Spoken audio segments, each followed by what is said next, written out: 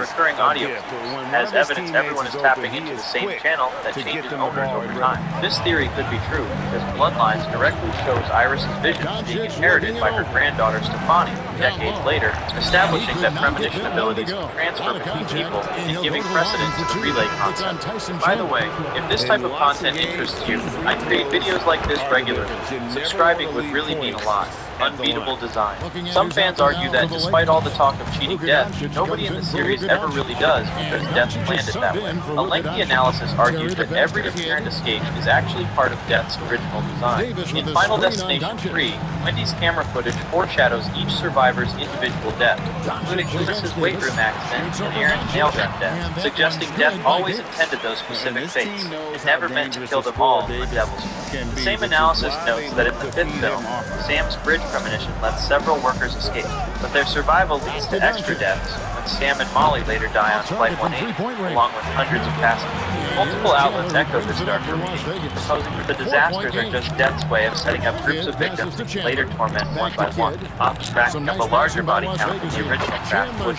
This theory could be true because Tim Carpenter's death in the second film, caused when Kimberly's warning sends him charging into the pigeons that triggered the falling glass pane, proves that acting on a premonition can execute Death's plan perfectly, suggesting every rescue might be exactly what Death wanted all along. Bloodworth's role. No character inspires more theories than William Bloodworth. The coroner might be Death, a psychic, or something even stranger. Played by Tony Todd, he physically appears in 4 films total, including Bloodlines, making him the franchise's most consistent recurring character. In the first film, he casually explains Death's list and the idea that survivors will die in the order they would have died in Flight 180. Despite having no logical way to know such metaphysical rules. The second film shows him greeting Kimberly by name without introduction and unveiling the new life concept, implying insider knowledge about how to beat Death that no one else had. The fifth film escalates things when he tells the North Bay Bridge survivors they can escape by killing someone and taking their remaining years, introducing the controversial life for a life rule. The long-standing theory argues Bloodworth is Death, pointing to his omniscient tone and his line about not making the rules or just cleaning up the mess. This theory could be true because Bloodlines reveals Bloodworth was a Skyview Tower survivor in the 1960s, yet he appeared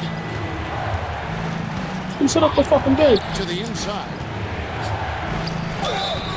Oh my god, bro. Is unchanged decades later, possesses knowledge no ordinary human should have, suggesting he gained supernatural abilities or became something more than human after cheating Death himself. Failed loopholes. Closely tied to Bloodworth is the theory that every supposed cheat code, including new life, killing, and skipping the order, is either a trap or at best a dangerous gamble.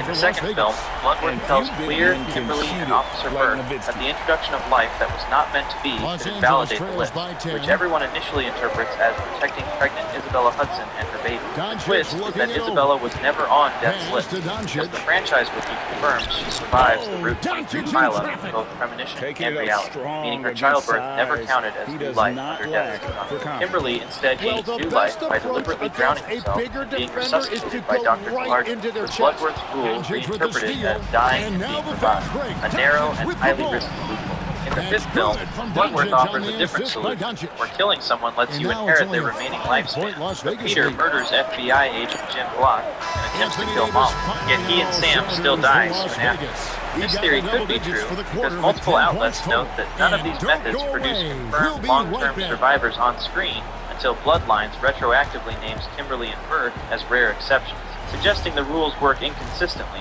and might have hidden conditions that Bloodworth either doesn't know or deliberately conceals. Skyview Connection. Bloodlines has sparked a huge theory that every disaster ultimately traces back to one tower restaurant that never fell. The film opens in the late 1960s with Iris Campbell's premonition at the Skyview Tower, a high-rise restaurant whose structural failure would have killed everyone inside, but she warns the crowd and prevents the collapse. Over decades, Iris documents ominous death's omens in a scrapbook, tracking how Skyview survivors and their descendants are picked off in bizarre accidents.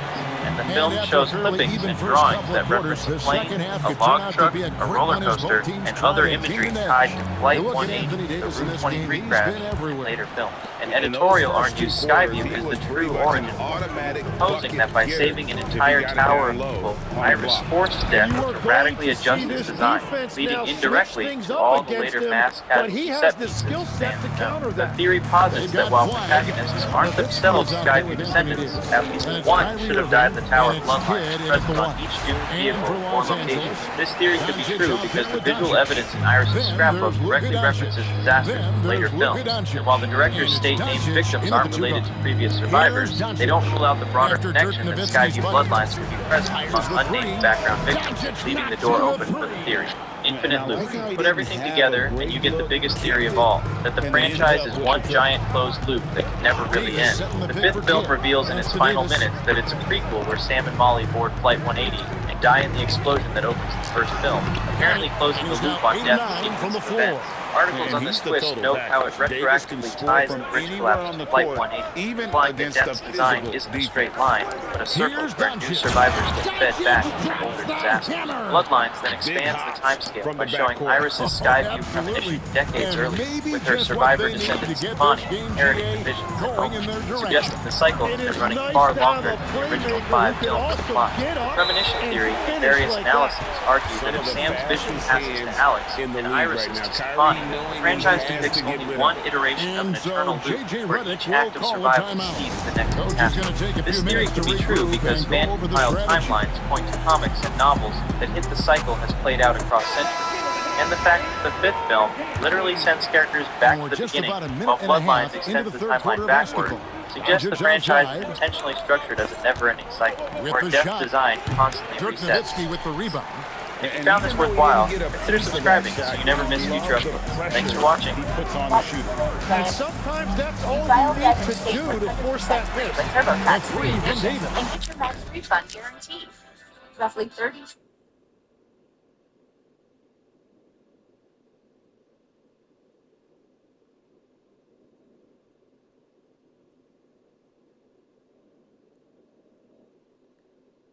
Please thumbs up for class project. She's an amazing person. Like, you know, of course I've seen her on TV. And we talked about it and just listening to the story, I was like, ooh. Like it was like, dang, you feel bad because like, well, sure, I didn't dance that long. I was going to do it because I was pissed off at my parents. 30 minutes before filming, we'll, you know, talk about the sports. We talk, we're doing this. And the reason it really didn't work is because you got to remember her life is controlled. You know, her comments control, you know, you can control the atmosphere, you know, you can block, erase, get rid of, you know, to have a more positive, well, that shouldn't have control of. People come on there and they just, fuck this, fuck you, open your mouth, this and this and this and this. And she's like, I'm really trying to like be taken serious. Whenever she looked at the comments, it was just all negative. This is not fun. I knew it was a fake because I pulled out of the driveway and she's walking to get some lunch and I just honked like, hey, good dog, fuck off, loser. She's an amazing. Cool shirt. Never much into hip hop, but Wu-Tang, best at next level shit. You don't really care about what I have to say, do you? That's alright. When I was your age, I probably wouldn't care too much about what I had to say either. And I was a real prick asshole just like you. My parents were basically senior citizens. They couldn't control me. You know, all I wanted to do is I wanted to hurt people. And I did. I hurt people. I gotta tell you, I do approve of your choice of weapons, what you picked. That's called a K-bar. It's a Marine's best friend. You know, up close, I'd rather have this than any firearm. You see, with the gun, bullet can miss what's important, but not with this. You slide it in, you guide it through, and you rip right into the parts of a man that make him dead. From where you're sitting right now, say you had a gun, you could be locked and loaded, and I'd still rather be me. I can close the distance. Cut that little head of yours clean off before you'd ever get a shot. You feel tough now, huh? I wanted the knife because I'm scared. I don't even have any more friends. I just wanted to feel bad all the time. Maybe I wanted them to feel bad. Okay. I'm sorry. Cool shirt. Never much into hip hop, but Wu-Tang, best at next level shit. Did you ever wonder what happened to the first April O'Neil and and why they changed her? The original April O'Neil, Judith Hogg, was actually labeled as difficult by the studio, but it's not what you think. Judith was a huge advocate for her stunt team, who were getting injured in those heavy suits. She also hated the iconic yellow jumpsuit. Was real reporters and refused. When she asked for better work conditions in the race for a producer who was already annoyed about her complaints, didn't even negotiate. They just called Paige Turco and moved on. The crazy part, the two Aprils actually are friends in real life. Judith even filmed a cameo for 2016. In the last 10 years, I haven't had a glass of water. Outside kid. Pass the flag. We're basically the same person. Here's the 3. So what is your definite April O'Neil? Team Judith or Team Paige?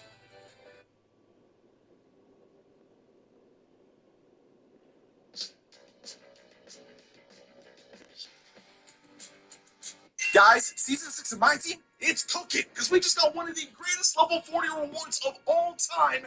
Another 3 for Las Vegas. Well, he is a huge talent, and he's been hitting shots, but so have his teammates. It's been a collective effort. Now, you can get it for free. Doncic dishes to Doncic.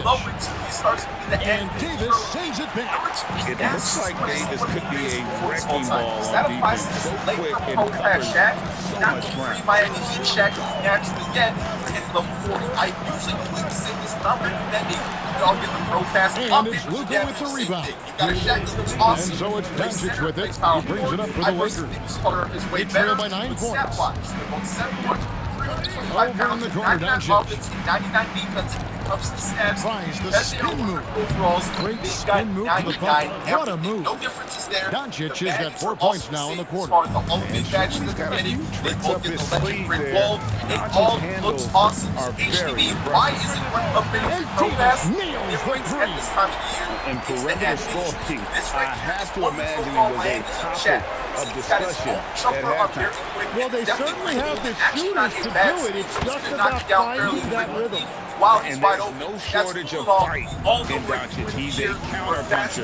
Hit him with the 3, and he is coming right back at you. Now here's Kidd, and he banks in the lane. Kidd's got 6. Well, the D has not been able to keep the ball out of the paint at that end of the floor. And so J.J. Redick will call a timeout. Coach needs a moment to talk things over. He's also got a better escape. He's got the approach to fade. He's got a better step back. A lot of people don't realize he's got a better jumper, and it affects your fadeaways, your step backs, and everything else. Klay Thompson is checked in for Las Vegas. Jerry comes in for Kyrie Irving, and then for Los Angeles. Doncic is checked in for Doncic. Doncic comes in for Luka Doncic. And Luka Doncic subbed in for Doncic. Now Tim. After Luka Doncic's 3-pointer that didn't go. Jerry kicks to Davis. That kind rolled out one off the rim as that one falls. Davis has got the lead up to 11 now for Las Vegas. Inside. And it's blocked by Kidd. And we saw he was ready to slap that one away in very good position. Nastinovitsky. Let's get this. He's got Steph Curry, double bam on a 5. Doncic grabs the miss. I think Los Angeles trails by 11. Here's Doncic. Doncic passes to Doncic. And it's blocked by Kidd.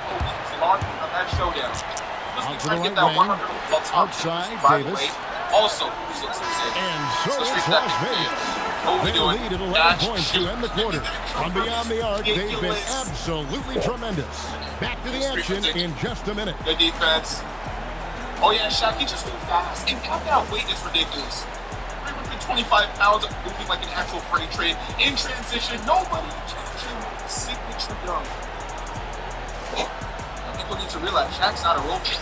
That's ridiculous. I could have shot the 3 there too, but the fact that he's got that and let's take this opportunity now to show you our State Farm assist of the game.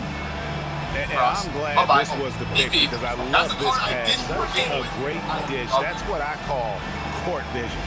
Well, he made it look simple, but that's not always easy to execute. Good job, man. Good job. And there have been 2 very different performances from these teams today. We get going in quarter number 4. Reggie Marshall's out there with Thompson. That's Kyrie Irving. Then it's Derek Lively. And it's Kidd at the point guard position. Another good play. This is how they built the lead, calling on the right guys at the right time. Well, they're making something very difficult look simple right now. Now, here's Doncic. Running with me, Paul George. Okay. Doncic outside. 6 to shoot. Nice rebound there. Catch. Kidd against Doncic. That shot off. Good defense by Kidd. His jumper is leading by 13. Even better than last game. Thank you. Pass to Marshall. Swing. Oh, George. Here's Irving. Right there into the three. He's not switching on screens.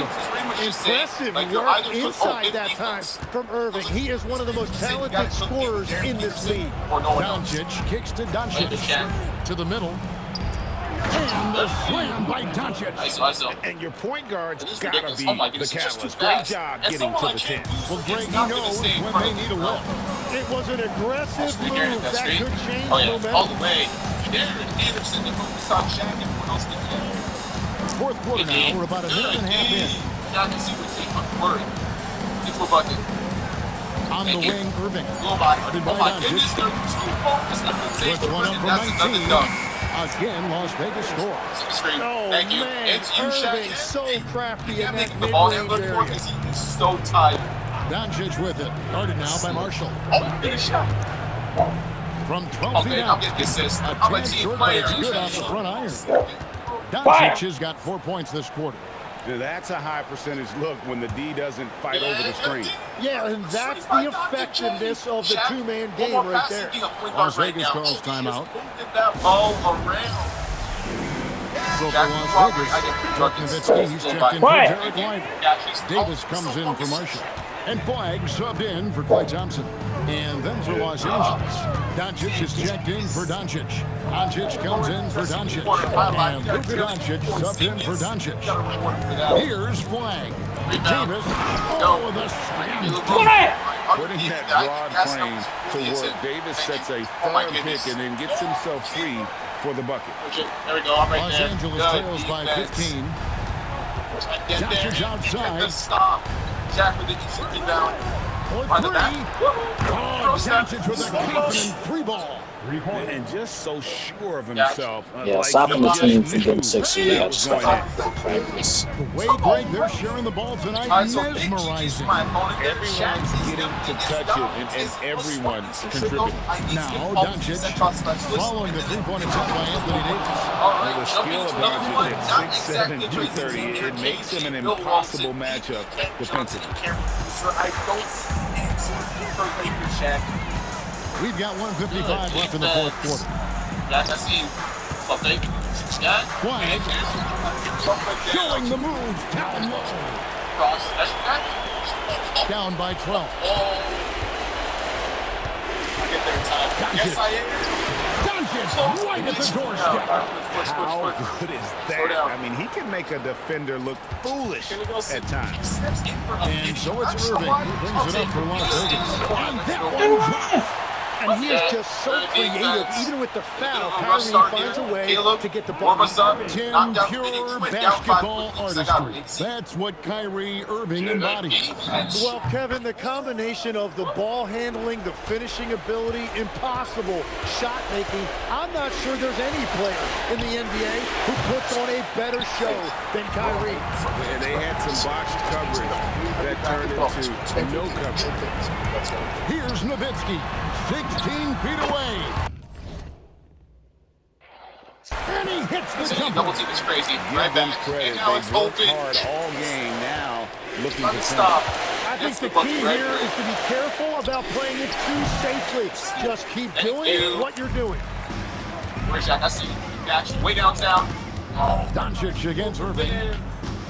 Wait. These guys sit on him. Up top, Davis. 18 feet out. Count it. It's okay, let's RDP. I see This is how you Derek want Peterson to close things out. Yeah, any thought of losing this game has been put to bed. One's off, still out of sync. They are enjoying a commanding lead. And it really gives them the opportunity to give their starters a rest. Always critical when you get ready for that next stretch. Shot's good from Irving. Guys, he's been a one-man air raid coming at them time and time again. This defense is trying to stay connected to him, but he is on a mission. Pass to Doncic. One Shaq and move here. Thank you. Let's go by to the Baja. Doncic against Irving. Shot clock at 5. Good defense there. And again, the Lakers, no good. Look how fast this ball is. I mean, this is so we see Las Vegas taking the W here. They won this game going away. They were the better basketball team by far tonight. And you got to commend this sort of dominance, particularly here at home. It's a great feeling when you play almost a perfect game and to have that crowd be so pumped up. Well, folks, that's going to do it for now.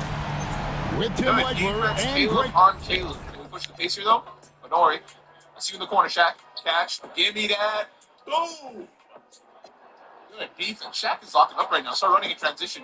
Oh, yeah, you got to take that all the way. I love his stuff packages, man. Cross. Thank you. All I need is a bit of space. Oh, my gosh. Shaq, I think we got to throw more lobs. I feel like we weren't throwing enough. Oh, there he goes.